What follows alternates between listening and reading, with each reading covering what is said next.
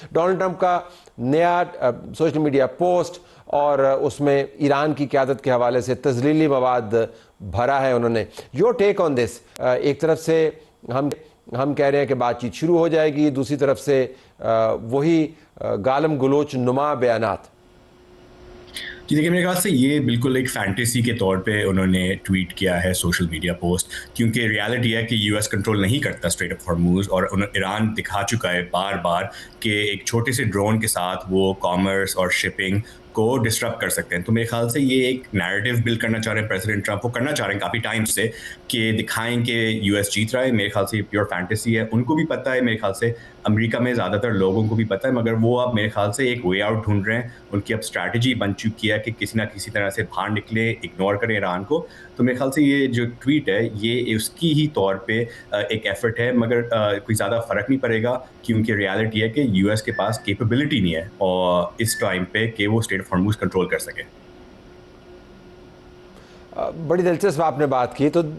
मैं ज़रा पूछता हूँ कि जो इंटीरियर मिनिस्टर का दौरा है कामरान, जो रेंज ऑफ मीटिंग्स हुई हैं इस दौरे के दरमियान, वो आप समझे कि उन्होंने तमाम अहम बॉक्सेस को टिक किया है। वो तमाम लोग जो नज़रियाती तौर पर ईरान की रियासत को रिप्रेजेंट करते हैं या सफारती तौर पर या सियासी तौर पर, उन्होंने सबसे मुलाकातें की हैं। आपके ख्याल में क्या मैसेज कन्वे हुआ होगा या हमारी तरफ से पुश किया गया होगा, क्योंकि ये जो मुआहदा है मेरे ख्याल में 7-8 दिन में ख़त्म होने वाला है, उसकी रिन्यूअल पे बात हुई होगी। Your take? बिल्कुल, आई थिंक अगर आप उनकी मीटिंग्स देखें तो अपने आर्ट हैं, फिर उनकी इनफैक्ट जो ईरान के वज़ीर ख़ारजा हैं 2 मरतबा मुलाकात हुई है, आज भी उनकी दोबारा मुलाकात हुई है। बट आई थिंक जो सबसे इम्पॉर्टेंट उनकी मुलाकात एक तो ईरान के सदर से, और जो हाल ही में जिनकी तैनाती हुई है मोहसिन रज़ाई जो सेक्रेटरी हैं, जो ईरान की नेशनल सिक्योरिटी काउंसिल है, टॉप डिसीजन मेकिंग बॉडी है और बड़े क्लोज समझे जाते हैं ईरान के जो नए सुप्रीम लीडर हैं। और 2 दिन पहले ही उनकी तैनाती हुई है सेक्रेटरी के इस ओहदे के ऊपर, और वो माजी में ईरान के रेवोल्यूशनरी गार्ड कोर के कमांडर भी रह चुके हैं। तो उसमें तो यही इतलात आ रही हैं कि पाकिस्तान की सियासी और मिलिट्री क़यादत की तरफ से मोहसिन नकवी ने जो अहम पैगाम है पहुंचाया है। वो पैगाम क्या है उसकी तफसीलात तो नहीं पता, लेकिन पाकिस्तान की जो इस वक्त कोशिश है, जो आपने इशारा दिया कि 17 अगस्त को जो 60 दिन की एक विंडो थी कि बातचीत होना थी, वो तो ऑन पेपर तो है, लेकिन वो सीज़ फायर तो कलैप्स और सारा इस्लामाबाद एमओयू कलैप्स कर गया था। लेकिन अभी भी ये कोशिश है पाकिस्तान की along with other regional players कि इसको टाइम करते हुए अगर एक तो इसको एक्सटेंड भी कर दिया जाए, और अगर जो इस वक्त सबसे बड़ा स्टम्बलिंग ब्लॉक है स्ट्रेट ऑफ हॉर्मुज़ का आप जिक्र कर रहे थे, तो अगर उसके हवाले से कोई ब्रेक थ्रू हो जाए और उसको लिंक किया जा रहा है विद ईरान और ओमान, जिनकी आपस में बातचीत चल रही है। बज़ाहिर तो ईरान और ओमान के दरमियान बातचीत हो रही है, लेकिन मेरे ख्याल में अगर ईरान और ओमान के दरमियान कोई अंडरस्टैंडिंग होती है तो उसमें ओमान के पीछे गल्फ कंट्रीज़ और फिर अमेरिका भी पीछे खड़ा होगा, तो एक ब्रॉडर होगी। तो पाकिस्तान की कोशिश यही है कि स्ट्रेट ऑफ हॉर्मुज़ को लेकर के पहले तो एक जो रुकावट है वो दूर हो। अगर वो रुकावट दूर हो जाती है तो फिर बाकी जो बातचीत के मामलात हैं उनको आगे लेके जाया जा सकता है। और दूसरा ऑफ कोर्स, क्योंकि ये विज़िट इसलिए भी इम्पॉर्टेंट था, 7 अगस्त को जो सैफ अरीकी जॉइंट डिफेंस जो मुआहदा हुआ पाकिस्तान, तुर्की और सऊदी अरेबिया के दरमियान, और उसके बाद ये विज़िट हुआ है, तो clearly Pakistan despite the fact कि हमने एक दिफाई मुआहदा किया है, जो तवाज़ुन है हमारा रिलेशनशिप ईरान और जो बाकी मुस्लिम दुनिया के ममालिक हैं वो भी पाकिस्तान मेंटेन रखना चाहता है। अब पाकिस्तान किस कदर इन कोशिशों में कामयाब डिप्टी प्राइम मिनिस्टर ने वाज़े अंदाज से कोशिश कर सकता है इस मुआहदे के हवाले से जी वजाहत भी की है, और आपने बिल्कुल सही कहा कि वो भी इशू होगा। लेकिन मारवी, ये जो अभी इदरीस ने दिलचस्प इस्तिलाह इस्तेमाल की, फैंटेसी की, अगर आप उसको सलीस उर्दू में उसका तर्जमा करें तो बुनियादी तौर पर तो एक दीवाने का ख्वाब ही बनता है। लेकिन आज मैं पाकिस्तान के एक सिक्योरिटी के एहलकार से बात कर रहा था, सीनियर, तो वो कह रहे थे कि this method in his madness, ये इनको ख़बरों में रहने का ख़ब्त है और ख़बरों के अंदर रहकर ये अपनी कंस्टिट्यूएंसी को एक मुतहर्रिक रखने की कोशिश करते हैं। आपको लगता है कि जो ये बातें करते हैं उनसे इनकी कंस्टिट्यूएंसी मुतासर होती है या नाला होती है? Your take?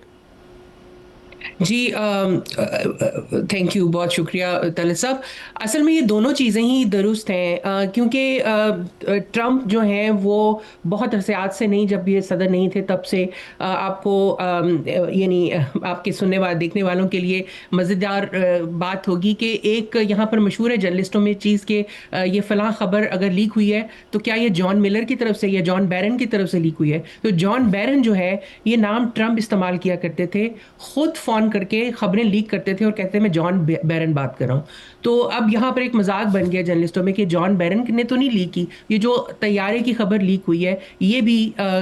यहाँ पे यही कहा जा रहा है जॉन बैरन ने लीक की है। तो वो ट्रंप का एक ये वतीरा है कि वो न्यूज़ एजेंडा को लीड करना चाह रहे होते हैं, उसको उनको अपनी पावर का ये एहसास होता है कि वो न्यूज़ एजेंडा को अपनी मर्जी से इधर से उधर मोड़ सकते हैं। लेकिन इस वाली सूरत हाल में ये वाकई एक फिक्स में है।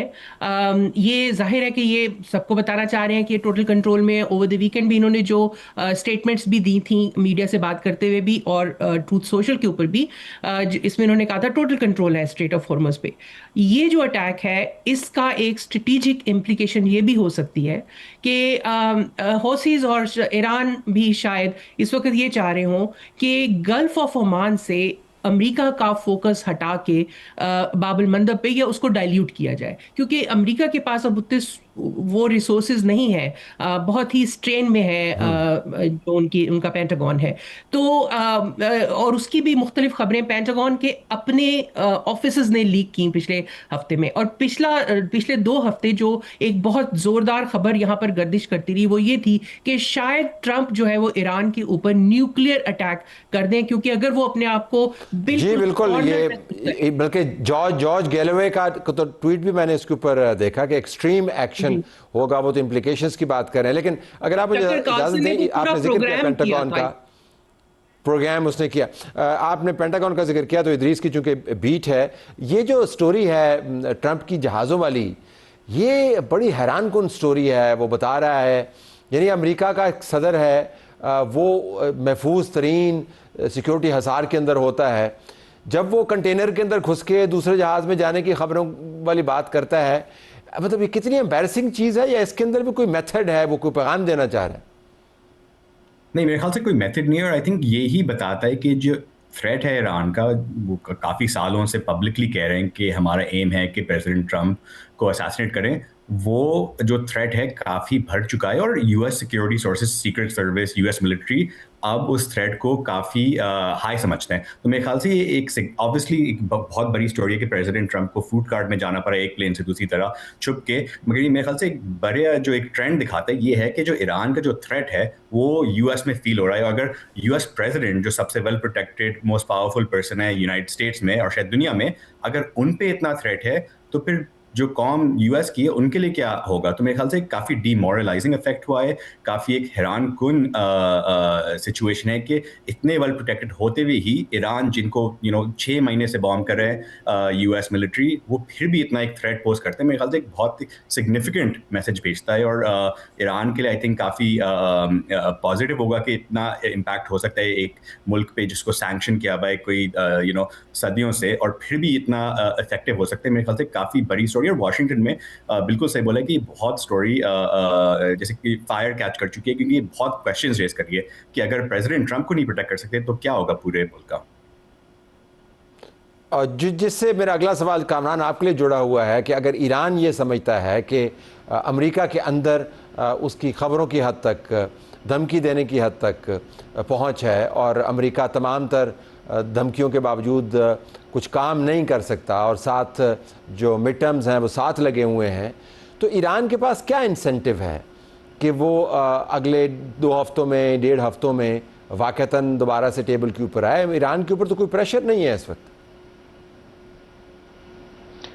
मेरे ख्याल में बज़ाहिर उसकी वजह यह है कि शायद ईरान का तकलीफ़ बर्दाश्त करने का जो थ्रेश होल्ड है वो मेरे ख्याल में अमेरिका के मुकाबले में बहुत ज़्यादा है। 40-50 सालों से तो सैंक्शंस बर्दाश्त कर रहे हैं, लेकिन ऐसा नहीं है कि जो अमेरिका का नेवल ब्लॉकेड है या अदरवाइज़ जो उनके ऊपर पाबंदियां लगी हुई हैं, तो कोई उनकी इकोनॉमिक सिचुएशन इतनी आइडियल है। सिर्फ ये है कि तकलीफ बर्दाश्त करने की उनकी सलाहियत ज़्यादा है। फ़र्क ये है कि आई थिंक ईरान की असेसमेंट ये है कि अमरीकी सदर ट्रंप इस वक्त फंसे हुए हैं, क्योंकि इसी हफ्ते वॉल स्ट्रीट जर्नल की ये भी रिपोर्ट थी कि अमरीकी सदर ट्रंप तो अब इस हद तक तैयार हैं कि अगर ईरान स्ट्रेट ऑफ हॉर्मुज़ को बगैर किसी शर्त के खोल दे तो वो ही कैन वॉक अवे, और जो न्यूक्लियर वाले इश्यूज़ हैं वो बाद में डिस्कस कर लेंगे। लेकिन ईरान ने सुना है कि वो स्टैंड ले लिया। ईरान कहता है नहीं, आप हमारी 4-5 जो डिमांड्स हैं जब तक वो नहीं मानेंगे, वो उनके ऊपर जो तेल और जो गैस की एक्सपोर्ट के ऊपर लगी पाबंदी है वो हटा दें, लेबनान की सीज़ फायर की बात कर रहे हैं, गज़ा की भी वो जिक्र कर रहे हैं, नेवल ब्लॉकेट करें, जब तक आप ये नहीं करेंगे उस वक्त तक हम स्ट्रेट ऑफ हॉर्मुज़ को रीओपन नहीं करेंगे। तो उनकी असेसमेंट ये है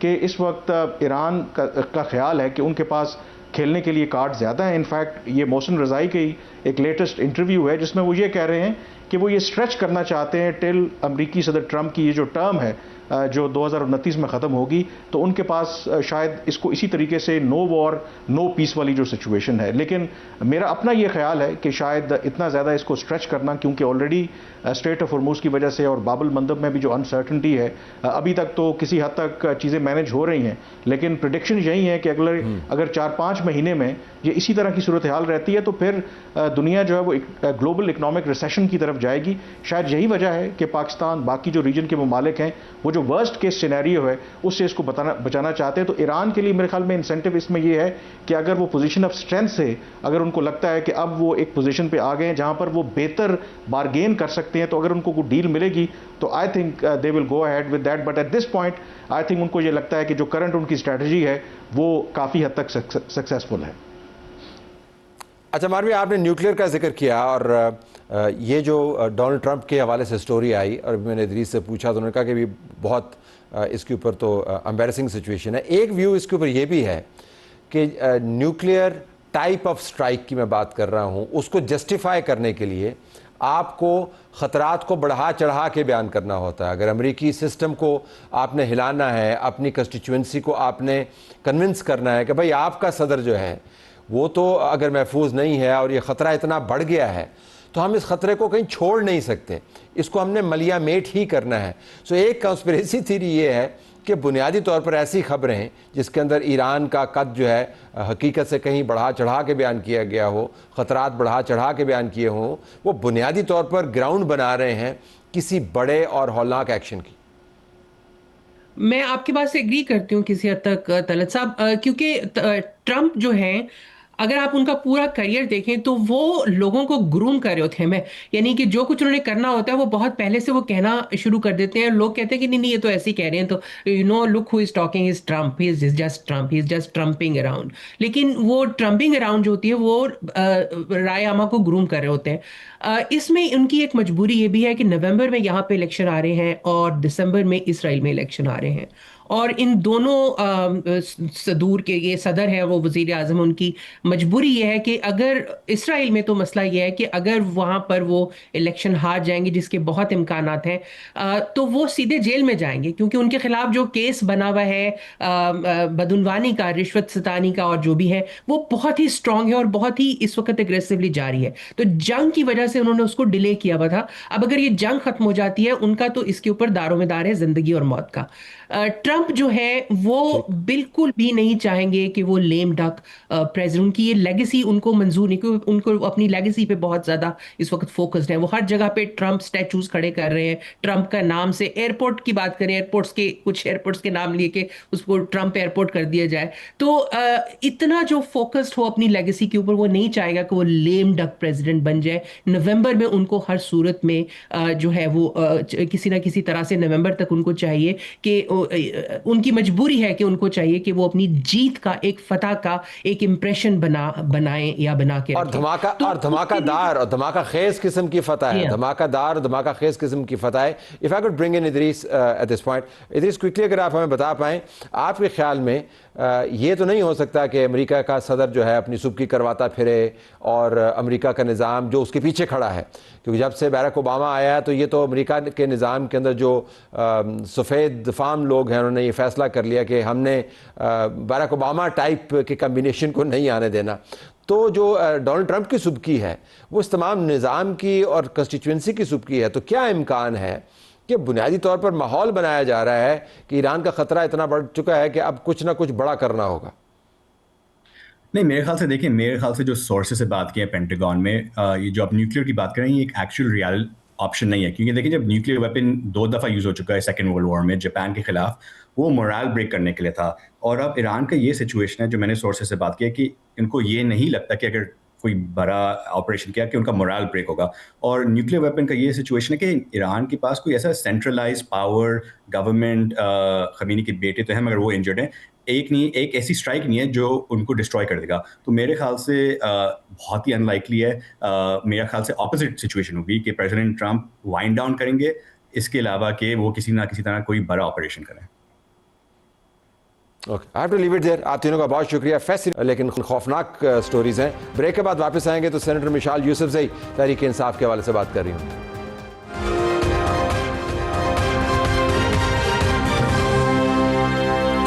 प्रोग्राम में खुशामदीद नाज़रीन। सेनेटर